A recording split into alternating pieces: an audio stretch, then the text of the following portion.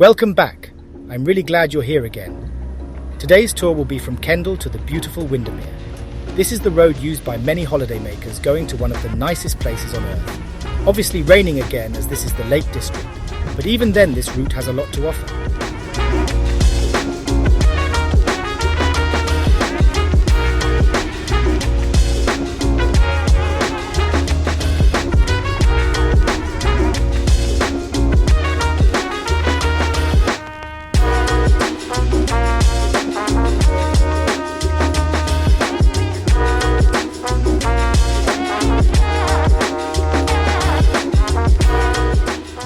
First, in sight front of us, the failed and redeveloped and then failed and planned to redevelop K-Town shopping centre.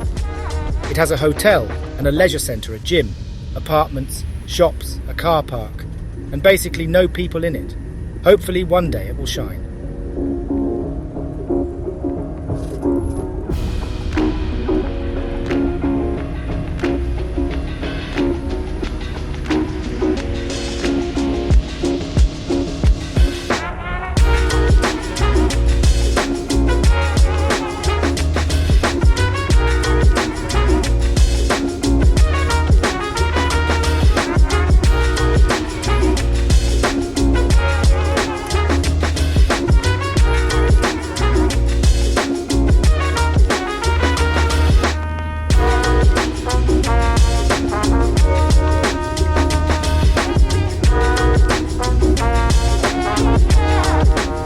Continue our route taking us through the River Kent. It flows for approximately 22 miles from its source at Kentmere to its mouth at the town of Arnside on the coast of Morecambe Bay. The river is popular with anglers who fish for trout and salmon in its upper reaches and sea trout and eels in the estuary.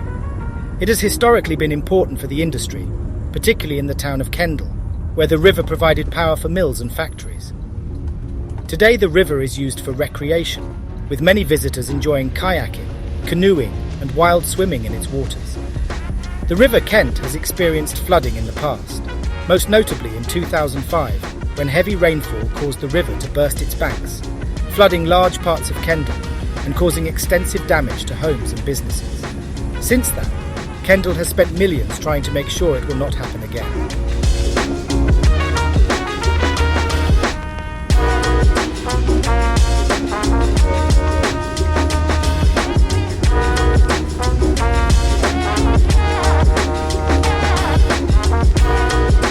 Coming up on our right is the Stonecross Manor. It has a sad history. The manor house was built in 1857, originally to serve as an orphanage to house some of the many unfortunate children that required shelter in the Victorian era. Thankfully, a need for such a large orphanage has now passed, and today, Stonecross Manor welcomes residents of a different kind, providing hotel accommodation complete with a small leisure complex.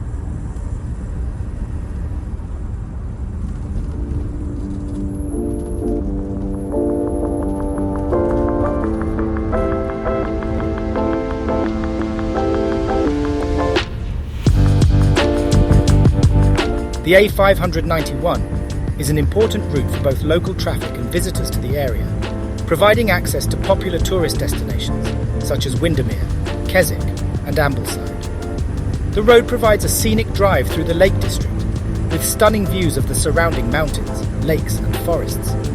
This makes it a popular route for visitors who want to explore the natural beauty of the area.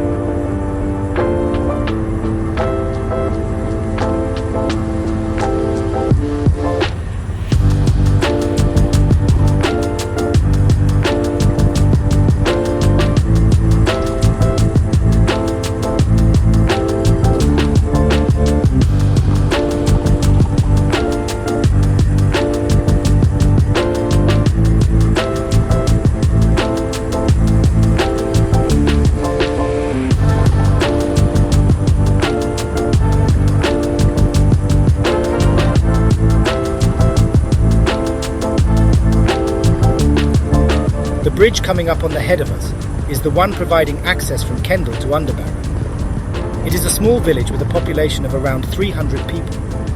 Windermere has a long history dating back to the 12th century.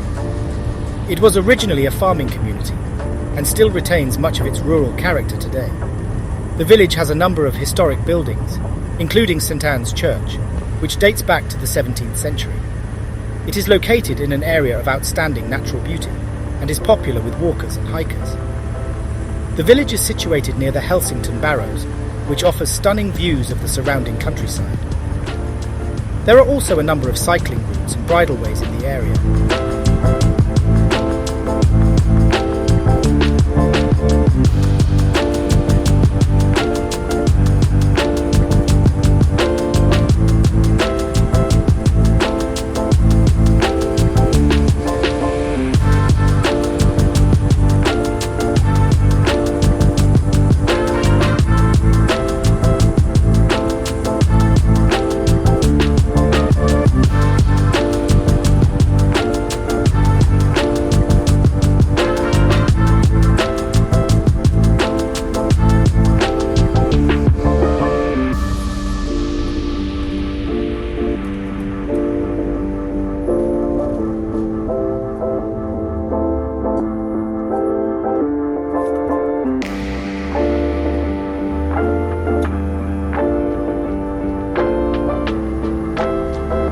We are coming up to the Gateway Inn on our left. It was originally built as a private country house in the 1800s, before being transformed into a hostelry and later a public house. The Gateway has always held a majestic and imposing position in the Lake District countryside.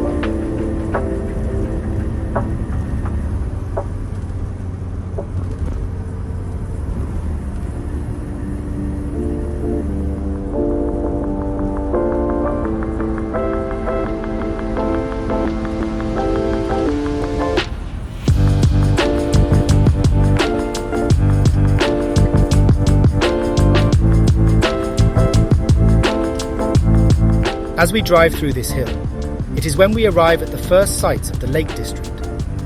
From now on, our route will be dotted with hills and lakes and just beautiful nature everywhere. Despite the unfavourable weather, it is still a sight to behold.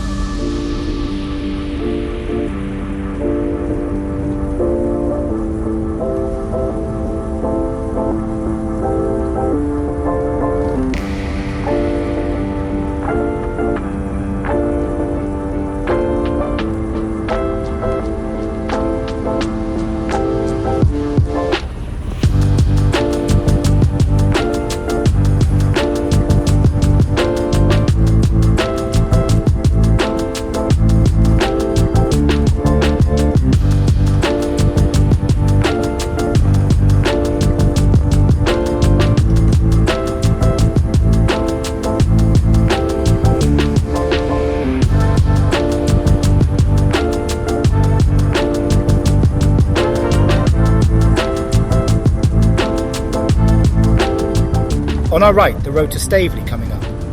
Staveley is situated on the River Kent, about 4 miles northwest of Kendal. The village is located in a picturesque part of Cumbria, surrounded by hills and forests. Historically part of Westmoreland, where the River Kent is joined by its tributary, the Gowan. It is also known as Staveley in Westmoreland and Staveley in Kendal, to distinguish it from Staveley in Cartmel. The village got its name from the woodworking industry, that thrived in the area due to the forest that originally covered the surrounding hills and the close proximity of two rivers for processing the wood. Staveley means literally the field of staffs.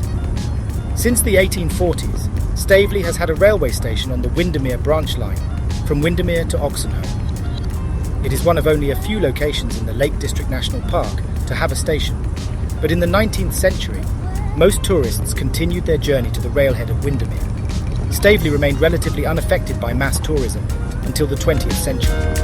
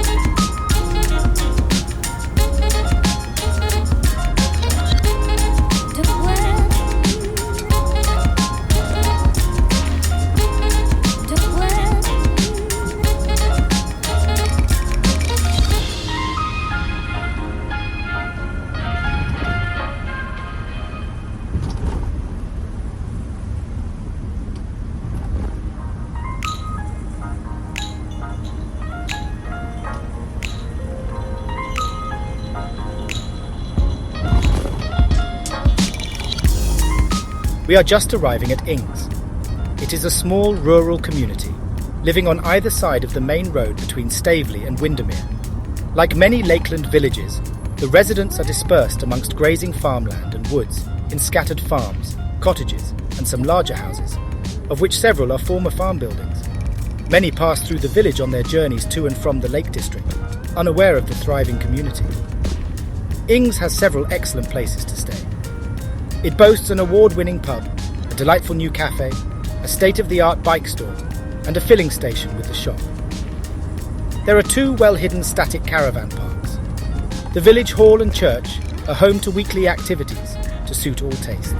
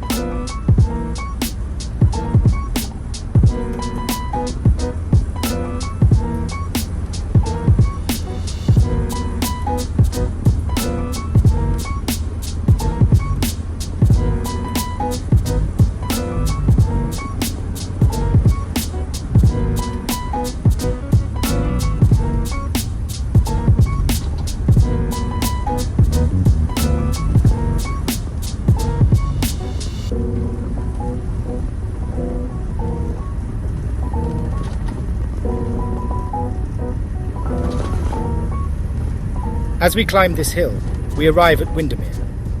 First, we are greeted with a beautiful view of the town and the lake.